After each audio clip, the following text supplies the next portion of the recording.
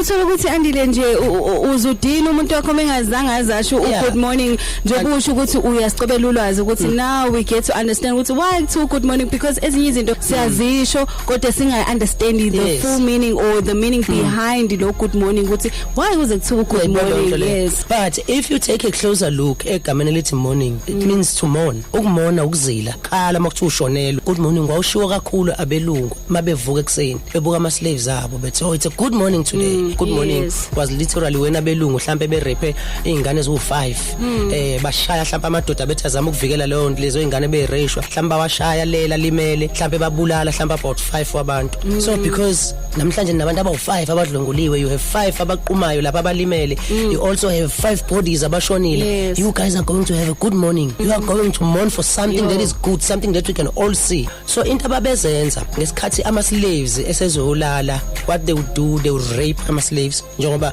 kuna nezingane zaqhamuka through slavery. They would rape ama slave. Sometimes they would go as far as killing abantu abamnyama. So abantu laba abamnyama bazombuka lo muntu odlonguliwe nalo muntu obulewe, bazolala na ubusuku bonke, and then vele manivuka you have to mourn ukushonelwa.